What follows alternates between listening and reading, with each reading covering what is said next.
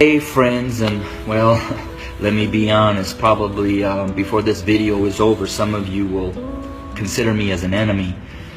But I wanted to share a couple minutes about my thoughts, not only on the tragedies that we have been experiencing over these past months, and especially these last couple of days with the shootings of our black men, but what I'm coming to learn over my 23-year journey of being a white man, living and ministering amongst my black family here in several inner cities of Chicago. And I'm going to speak very black and white because, let's be honest, it's a black and white issue. I want to take you to the book of Exodus, chapter 1, and I wanted to share a little bit of what took place prior to the rise of Moses. When I read that, it talked about that the Pharaoh became concerned and very fearful that the Hebrew slaves were growing in number and in power. So in order to maintain their oppression, he put upon them great labor. He put upon the Hebrew slaves cruelty to keep them down. However, they still grew. Let's look at America. We brought blacks into this country as slaves. We never intended them to be anything other than a slave.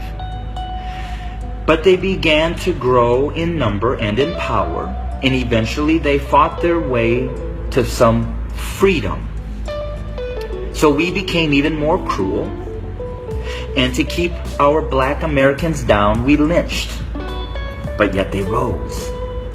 So then we used the welfare system, the criminal justice system, to keep them down, to contain them, to destroy them. But yet they rose, and they're rising. Then we built prisons and jails to hold them. Yet they rose. And so now we are doing exactly what the Pharaoh did at the end, sending out a decree: kill them.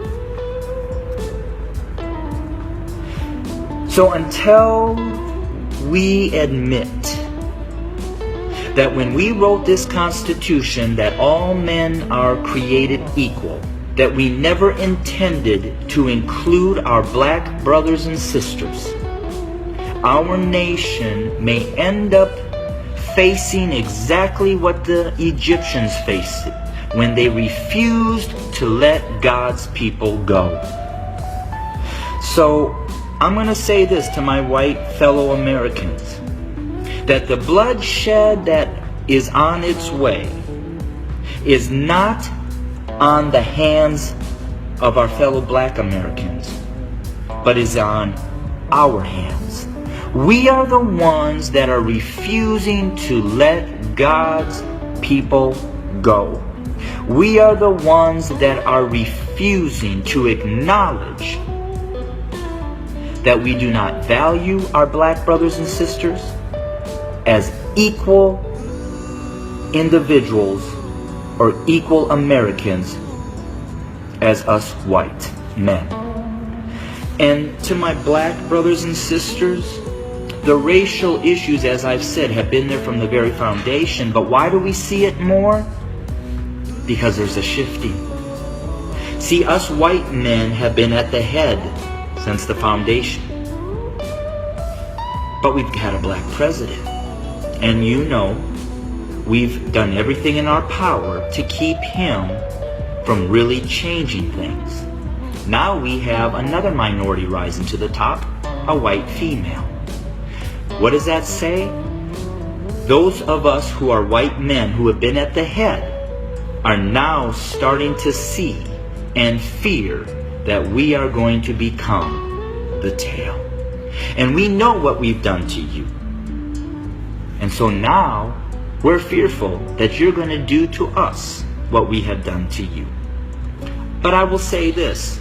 I've lived in a black community for 23 years. I've never been treated the way that this country has treated my black Americans. So I call out my white Americans to say we better heed, repent, acknowledge, and change. Because if we don't, I just want to again say this. The bloodshed that we will experience is on our hands, not the hands of our fellow black Americans.